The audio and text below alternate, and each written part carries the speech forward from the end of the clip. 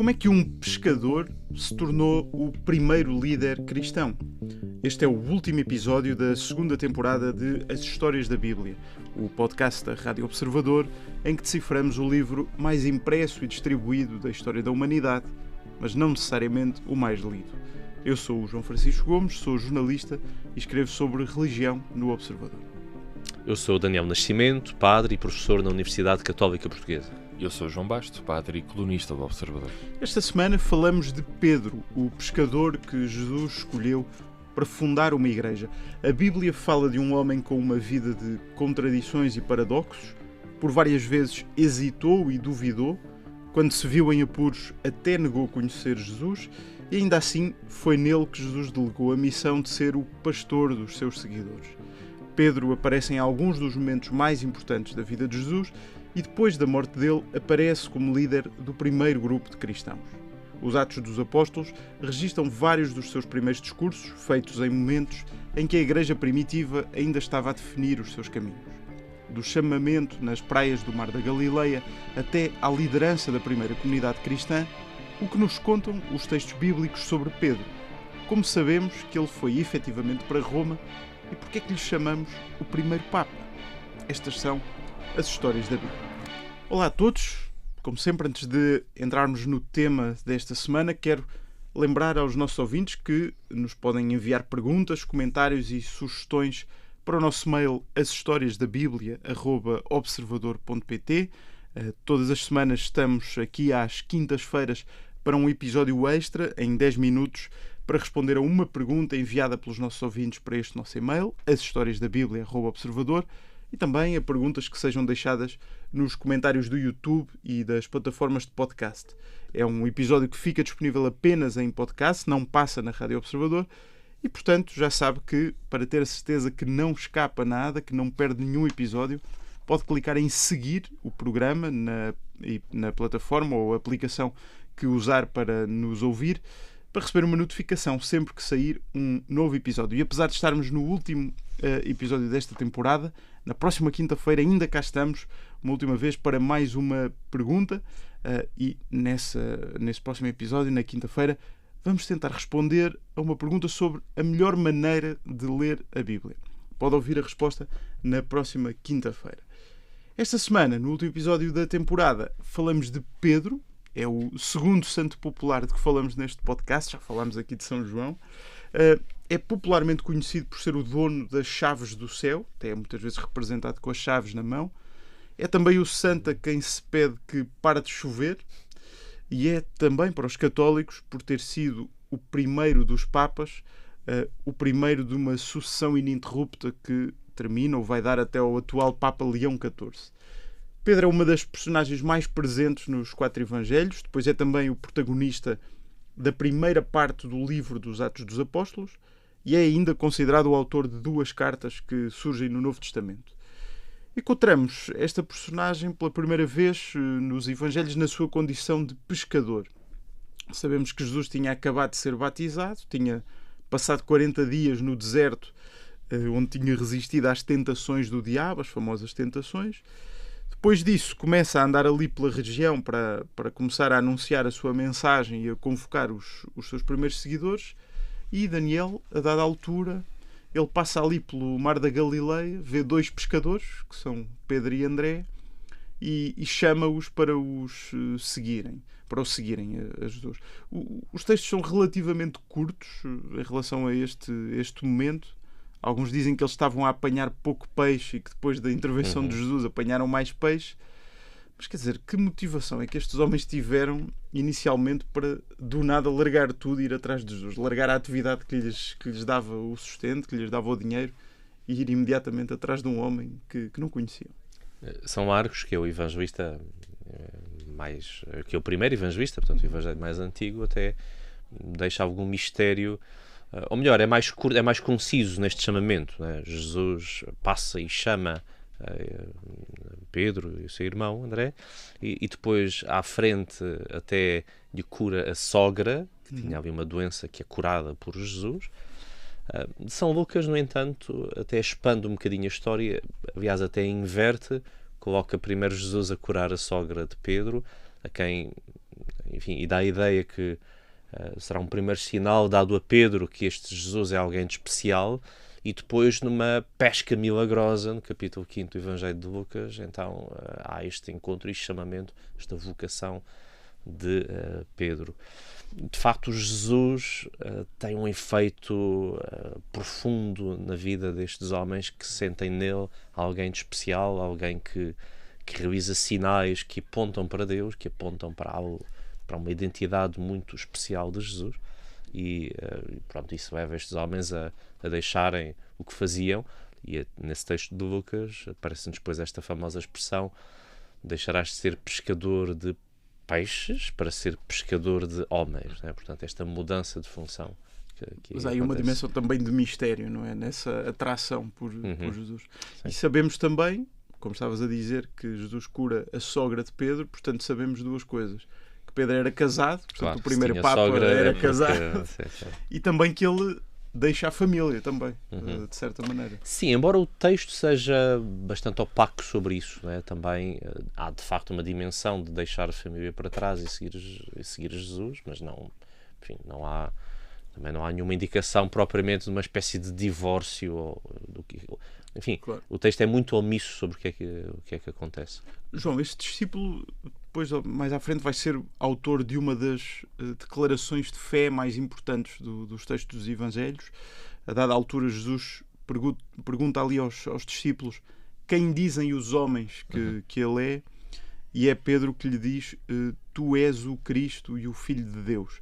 E acaba por ser na sequência desta frase que Jesus diz a Pedro que ele é a pedra, não é?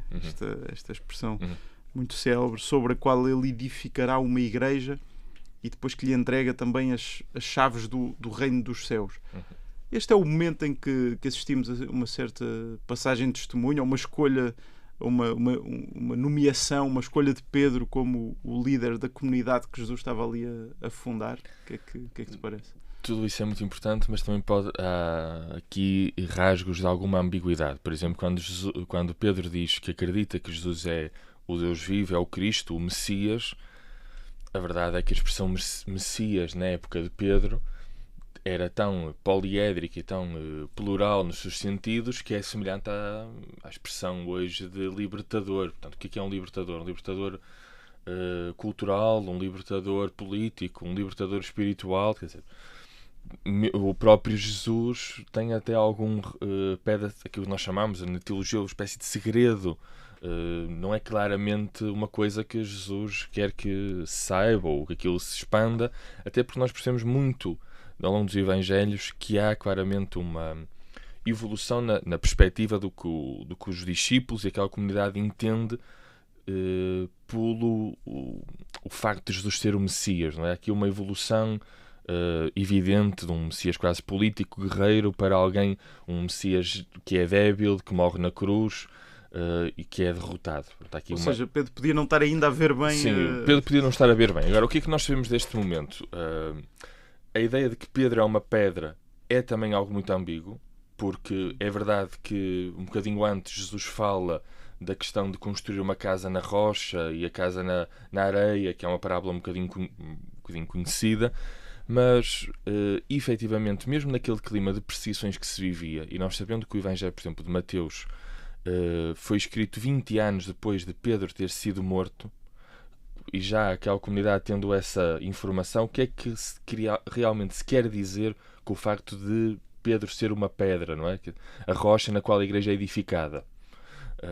A mesma coisa para a questão o túmulo, é isso? Não sei, não, acho que isso não, ou seja, mas há claramente aqui uma ambiguidade, a ideia de que se nós entendemos a pedra como uma coisa forte, inabalável, temos que ter um bocadinho mais de cautela quanto a isso. A mesma coisa com as chaves. Jesus Cristo não faz de Pedro uma espécie de porteiro celestial. Essa é a ideia que há dele. Mas a interpretação que eu vi e que me parece interessante era que esta ideia de ligar e desligar o céu e a terra, e tudo o que ligares na terra será ligado no céu e vice-versa, para a parte do desligar, tem mais a ver com uma tradição rabínica que procurava ligar e desligar mandamentos. Imaginemos que o mundo é um quadro de eletricidade e que tem botões para ligar e desligar, e isso dá um efeito na luminosidade ou não da sala ou do mundo. Jesus parece dizer a Pedro que ele pode mexer no quadro de eletricidade, ligar e desligar mandamentos, e que a sua função é ligar e desligar os mandamentos para que se possa ser mais fácil para as pessoas o caminho para Deus. Não é necessariamente esta ideia de que Pedro, sim, tu podes entrar, tenho a chave que podes entrar, tu não podes entrar. Não. A função parece ser distinta daquela que a tradição popular consagrou. Mas é uma leitura possível desta passagem. Então uma certa... Ou seja, Pedro poderia Estar ajustar a lei a cada momento, é isso? Sim, uma papel que nós hoje poderíamos, com a nossa linguagem, falar mais de discernimento do que propriamente de ideia de grande chefe, padrinho, que está na porta do céu a dizer sim, não. Mas não sei se o Daniel concorda com isto. O Daniel está a fazer uma cara que não concorda muito. Não, São Mateus é o evangelista que utiliza a palavra grega eclésia, que depois traduzimos da nossa igreja, e é escrito numa altura onde já há uma igreja nascente, enfim, algumas décadas depois dos acontecimentos. E no fundo esse texto tenta também legitimar um bocadinho a igreja enquanto continuadora da missão do próprio Jesus, e portanto esta espécie de passagem de testemunho, acho que é o aspecto aqui fundamental a sublinhar desta autoridade que o próprio Jesus tem, que passa para Pedro à igreja. Claro que depois na tradição católica isto é mais identificado na figura de Pedro, depois protestantes tentarão um bocadinho mais agrupar isto à igreja como um todo, ao colégio apostólico.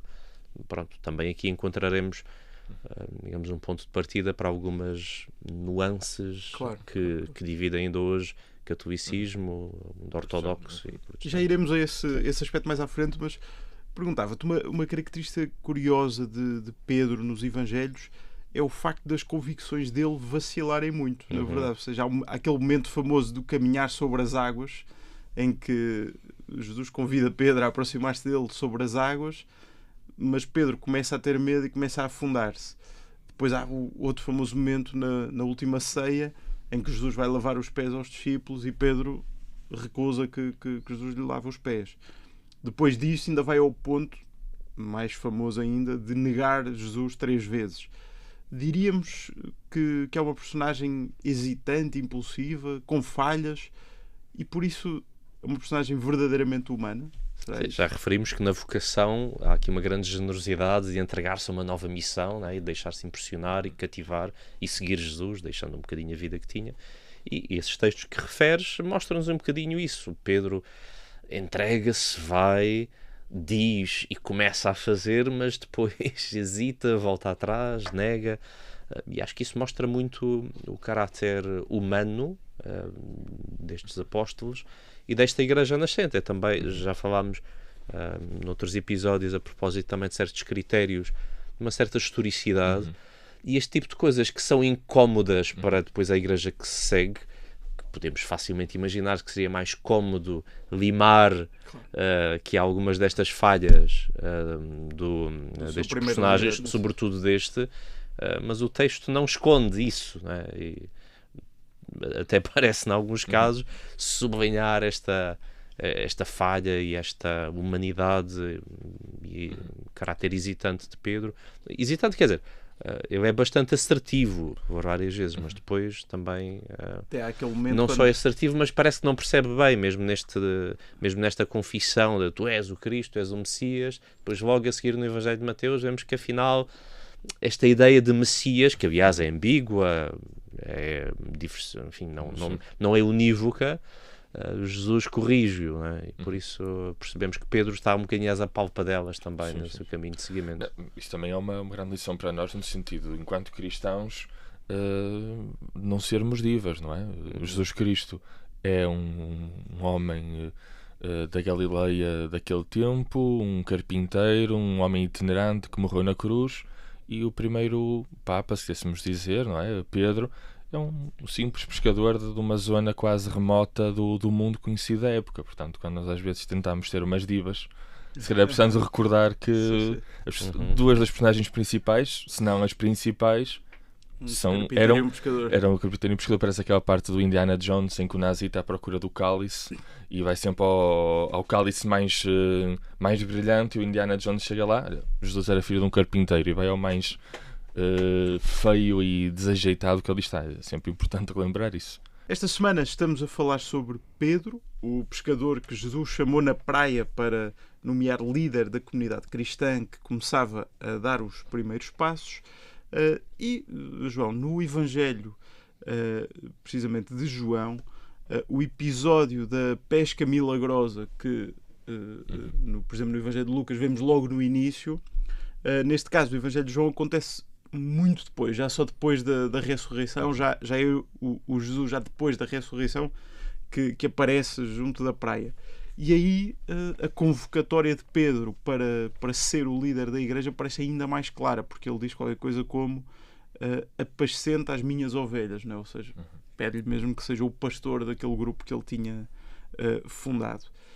A pergunta é, há aqui uma intenção clara de Jesus de criar uma nova comunidade religiosa, ou a ideia de Jesus era simplesmente a salvação ou a conversão dos judeus sem que se criasse um novo grupo religioso? É que, ao escolher um novo líder, parece, à partida, estar a criar um novo grupo. A palavra líder pode ser um bocadinho descontextualizada, ou seja, se nós imaginarmos líder de Abraham Lincoln, ou seja, não sei se Jesus, quando fala aqui com Pedro, está à procura que Pedro seja o Abraham Lincoln ou o George Washington da época. Agora, o que é que nós podemos dizer sobre isso? Essa parte do Evangelho de São João é uma parte que nós acreditamos hoje em dia que tenha sido acrescentada a posteriori, e portanto um bocadinho talvez mais tardia, ou pelo menos colocada ali à parte. E quando se fala aí da eclesia, como o Daniel já referiu, da igreja, nós hoje dividimos-nos um bocadinho a perceber esse termo, ou seja, claramente Jesus quer criar ali uma comunidade. Agora, se essa comunidade, aliás, os primeiros debates, já iremos falar sobre isso, com o Concílio de Jerusalém, se é uma comunidade distinta da comunidade judaica totalmente, ou se é uma comunidade que está em linha, em continuidade com a comunidade judaica, ainda é uma questão que eu, pelo menos, daquilo que pesquisei e que li, não consigo dizer sim e não para o outro lado. É uma questão muito debatida até no próprio contexto do cristianismo antigo, e que depois, pronto, terá uma resolução que acabará por haver ali uma ruptura, claro. Mas não sei se toda a gente naquela época acharia que a intenção original era essa ruptura. Era a ruptura, como nós hoje a temos, não é? Uma religião totalmente separada do judaísmo. Daniel, nós depois dos Evangelhos encontramos Pedro como um dos grandes protagonistas desse livro que vem a seguir aos Evangelhos na Bíblia, que é Os Atos dos Apóstolos. É um livro que se acredita que foi escrito pelo mesmo autor do Evangelho de Lucas, e que conta a história dos primeiros tempos daquela comunidade cristã primitiva. Pedro é o protagonista da primeira metade desse livro, a segunda metade depois vai focar-se em Paulo. Quem é este Pedro que nós encontramos nos Atos dos Apóstolos? Já surge aqui como um líder assumido daquele primeiro grupo? Sim, é já um homem diferente, transformado, redimido, digamos assim. Já fizemos este percurso como leitores do Evangelho, deste Pedro que se oferece generosamente, que falha, que é teimoso, que nega Jesus, que, como ouvíamos no final do Evangelho de João, é que, enfim, é-lhe confiada esta missão. Ele que tinha negado Jesus por 3 vezes, agora por 3 vezes recebe apascenta as minhas ovelhas. E, portanto, o livro dos Atos dos Apóstolos, que melhor seria Atos de Pedro e de Paulo, né? Basicamente é nesses 2 personagens que o livro se foca. Encontramos um Pedro já mais sólido, já mais firme, com alguns discursos em que sublinham o essencial da vida e da missão, do sentido da vida e da morte de Jesus, e portanto assumindo algum papel de liderança, embora haja um outro líder aqui da comunidade cristã de Jerusalém, comunidade judaica ainda, e portanto também pegando nisto que o João dizia, não há aqui claramente uma separação entre cristianismo e judaísmo. Isso depois são os acontecimentos, enfim, é a vida a decorrer que vai forçar essa separação. Aliás, sabemos ainda que no primeiro século ainda há comunidades judaicas cristãs, mas então vemos aqui Pedro cada vez mais a agir como Jesus. Não só a falar, a pregar, mas também a fazer milagres. Portanto, São Lucas, portanto, o autor do Evangelho de São Lucas e dos Atos, pinta-nos uma figura, um retrato de Pedro que se vai cada vez mais agindo de forma parecida com Jesus. Uma série de discursos também que, portanto, encontramos-lo muitas vezes a falar já com essa autoridade, não é? Que... Às vezes parece um herói, aquela famosa frase que Pedro diz perto de uma porta quando passa por alguém que lhe pede esmola. Pedro diz uma frase que é assim, uma coisa quase assim, de Lusíadas, não é? Eu não tenho ouro nem prata, mas aquilo que tenho é Jesus Cristo. Portanto, em nome de Jesus Cristo, levanta-te e anda, e o homem anda. Assim, uma coisa heroica, não é? E há uma dimensão de epopeia aqui, não é? Sim, e faz algo extraordinário que, apesar de depois ser Paulo, que vai ser o grande apóstolo dos gentios, ou seja, dos não-judeus, e Pedro e Tiago ficam mais identificados com, digamos, esta missão dentro do judaísmo, é Pedro que no capítulo 10º do livro dos Atos faz algo extraordinário que vai ter com Cornélio, este romano, e aí os batiza, ele e a sua família, e portanto é Pedro que de certa forma que abre esta porta, esta fronteira até aí ainda fechada para este mundo pagão. E também é um homem que vai muitas vezes ser perseguido e preso pelos judeus e pelos romanos, ou seja, logo aqui no início encontramos logo o primeiro grupo dos cristãos já em tensão com Sim, sobretudo com as autoridades judaicas que não gostam desta mensagem de que este que foi crucificado por culpa deles, dessas autoridades judaicas, que afinal é alguém que é, enfim, que é o Messias, que é o Salvador, e até com episódios também com algum humor à mistura. Nós não costumamos ver isso assim, mas há aqui muita graça na forma como Pedro se vai desenvencilhando das perseguições e das prisões. É também, João, neste primeiro tempo de definição desta primeira igreja, ou igreja primitiva, como muitas vezes se diz, que começamos a encontrar divisões e controvérsias. Por exemplo, ainda descrito nos Atos dos Apóstolos está o famoso Concílio de Jerusalém, o primeiro concílio do cristianismo. Queres contar-nos o que é que aconteceu ali? Qual é que era a grande questão? Há uma intuição que até está antes disto, que é algo que ainda permanece hoje em dia, ou seja, há um conflito, a malta tem que reunir. Pronto, e há aqui um conflito ao qual o Daniel já aluiu, que é aluiu era um terreno. Era um terreno. Que é o facto de a tensão que existia entre a ideia da igreja enquanto comunidade judaica e depois os gentios, ou seja, as pessoas não judias que por ali andavam, e até de que maneira elas podiam ser ou não cristianizadas, batizadas, etc. Pronto. Pedro realmente tem a posição de que Deus purificou estas pessoas pela fé e não pelas obras da lei. Tiago, o justo, o irmão do Senhor, o comandante, entre aspas, da comunidade de Jerusalém, apresenta uma outra perspectiva, mostrando claramente que o judaísmo é necessário, nomeadamente a prática da circuncisão e da observância da lei judaica.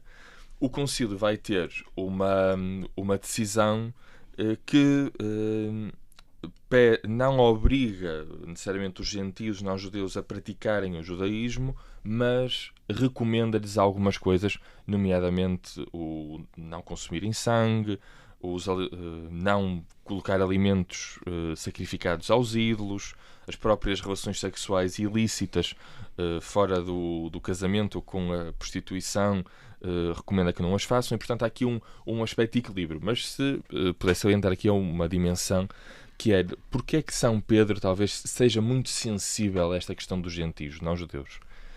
Recentemente foram feitas algumas escavações na zona da qual nós acreditamos São Pedro tenha sido originário, e nós sabemos que nessas zonas não foram encontradas sinagogas, nem banhos rituais de imersão tipicamente judaicos, nem qualquer, às vezes, inscrição em hebraico ou aramaico, e até existe evidências de que a alimentação estava fora dos cânones judaicos. Portanto, São Pedro possivelmente cresceu numa área onde o judaísmo era minoritário, um ambiente preponderantemente helenizado, no seio de uma família que era uma minoria cultural e, portanto, procurou também educar na fé ao mesmo tempo que se tinha que misturar naquela comunidade.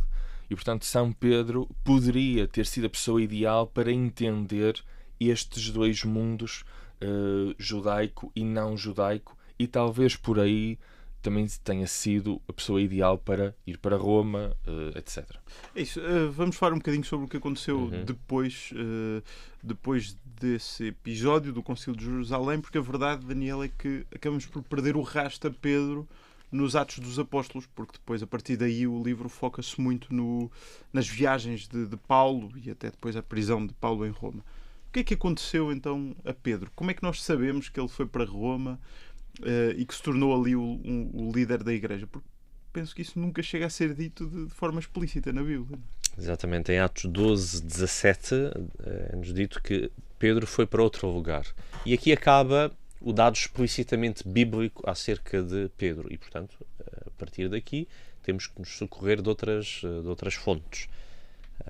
Pronto, já falámos também desta importância da tradição e da forma como também vai crescendo, enfim, à medida que o tempo vai passando, e portanto nesta patrística, ou seja, nesta tradição dos padres da Igreja, destes primeiros santos, teólogos, pensadores, filósofos, que nos deixam também alguns testemunhos do que será a tradição mais antiga do que terá acontecido a Pedro. Enfim, isso depois vai colocá-lo em Roma, Sim. Onde terá sido martirizado, assim como Paulo. Enfim, Paulo, já se falou noutra temporada de Paulo, também a Bíblia também nos deixa um final em aberto da vida de Paulo, e portanto, ainda assim temos alguns textos antigos, do século II, que nos dão este testemunho de que enfim, foram venerados e terão sido martirizados ali nesta zona de Roma, havia meados dos anos 60, possivelmente na época do famoso Nero, e os seus túmulos ali, enfim, a veneração dos seus túmulos ali é algo também bastante antigo. Há um aspecto curioso que é muitas vezes mencionado, que é o facto de, na primeira carta de Pedro, ele se despedir dizendo que está em Babilónia. E Babilónia seria nessa altura interpretada não como verdadeiramente Babilónia, mas como já uma designação que era usada para o opressor, ou digamos, e nessa altura Babilónia representaria Roma. Isto é um dado que nós podemos ir buscar como é uma possibilidade. Né? De facto, como eu dizia, há toda um importante testemunho patrístico, já em Clemente de Roma, no final do primeiro século, Inácio de Antioquia e outros que nos colocam Pedro e Paulo em Roma. Aliás, até as escavações arqueológicas feitas já no século XX, iniciadas no tempo Pio XII e depois concluídas no tempo Paulo VI, que nos mostram que aquela zona do Vaticano será, enfim, tinha lá túmulos importantes, com alguns grafitos, com algumas, enfim, algumas indicações. É uma visita que ainda hoje se pode fazer e que, portanto, é consistente com um lugar de veneração, uma figura importante que condiz com Pedro e, portanto, temos essa informação que a história... Não é só uma quando falamos de tradição, às vezes temos a ideia, até quando falámos no episódio anterior de Maria Madalena, uma coisa mais ou menos difusa, que perpassa, às vezes misturada com preconceitos. Aqui estamos a falar de textos e de testemunhos um bocadinho mais firmes, que depois são comprovados para a arqueologia. O que tu dizias, João, tem a ver também com um outro filão ainda bíblico, mas também mais complexo de analisar, que são estas tais duas cartas de Pedro, cuja autoria é colocada em dúvida, não é? Ou seja, a carta de Pedro, sobretudo a primeira carta de Pedro, é escrita num estilo, uma qualidade de grego, talvez seja pouco compatível com o pescador da Galileia. É possível que sejam textos pseudo-epigráficos, ou seja, no fundo escritos por discípulos de Pedro, ressaltando também alguns aspectos importantes da sua pregação e da sua mensagem. E pronto, e aí há autores que dizem que é provável que essa Babilónia se possa referir a Roma ou outra comunidade na diáspora, mas, enfim, não são dados muito seguros. E porquê Roma? Por que não ficar em Jerusalém? Roma é porque era o centro do Império. Já o próprio livro dos Atos dos Apóstolos nos mostra essa deslocação de Jerusalém, onde termina o Evangelho. Os Atos começam em Jerusalém e vão até Roma. Portanto, esta difusão de Jerusalém para Roma, sendo Roma o centro do mundo, o centro do universo, a capital de um império, e, portanto, numa expansão do cristianismo que vamos ver no livro dos Atos dos Apóstolos, que vai crescendo e vai chegando a comunidades primeiro judaicas, depois não judaicas. Roma é esta meta como centro difusor de toda esta mensagem que se quer que chegue. Portanto, Roma é os confins da Terra, ou é pelo menos o ponto de partida para chegar aos confins da Terra. João, hoje em dia os católicos chamam ao Papa o sucessor de Pedro. As famosas chaves de Pedro estão no brasão da Santa Sé. Como é que, a partir daqueles indícios de Pedro em Roma, de que falávamos agora, e a partir desta deslocação de Jerusalém, do cristianismo de Jerusalém, onde nasce para Roma, onde se expande, como é que aquela cidade se torna depois o centro do cristianismo e, de forma muito, muito concreta, o centro do catolicismo? Descontando toda a contingência que estas coisas têm, porque acho que é um bocadinho fantasioso pensar de que Pedro recebeu as chaves, a autoridade de Jesus Cristo, então pensou que Roma era a cidade mais importante, então foi para lá na expectativa de criar o papado como nós hoje o conhecemos, de modo que ainda hoje nós contactámos com o seu sucessor, que é Leão XIV. Há aqui muita contingência, as coisas demoraram um bocadinho a formar-se, e até recentemente, entenda-se, no século XXI, um teólogo que se tornou até cardeal, o cardeal Walter Kasper, num livro onde fala precisamente esta questão do ministério de Pedro, da fundação do papado, ele refere que as coisas foram muito lentas, foram muito progressivas. Se nós, se calhar, hoje ressuscitássemos São Pedro e lhe perguntássemos diretamente se ele, quando morreu em Roma, estava certo que iria se criar o papado como hoje o conhecemos, certamente São Pedro diria que não.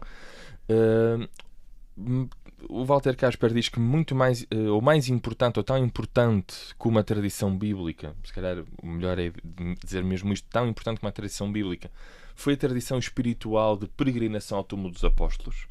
Há muito esta ideia no início do cristianismo, que ainda hoje está presente na peregrinação de Santiago, de ir ter com os apóstolos, porque foram aqueles que viram Jesus na carne, e Roma sintetiza Pedro e Paulo.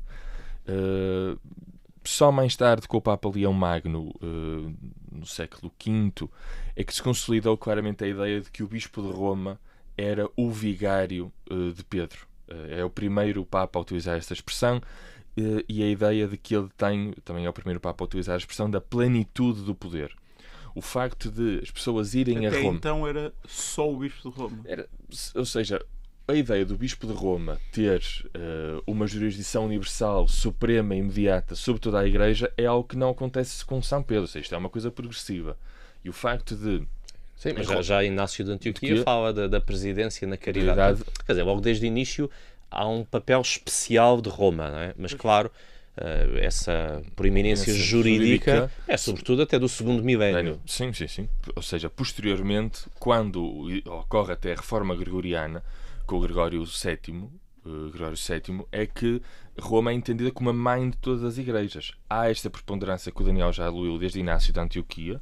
Nas suas cartas fala claramente da ideia de Roma ter uma preponderância, mas essa preponderância não vem só da parte bíblica, vem também do facto das pessoas peregrinarem substancialmente a Roma e de Roma se impor também diante de outras comunidades. Ao longo da história do cristianismo foi havendo divisões e separações, e hoje em dia o cristianismo não é um monolítico, não é?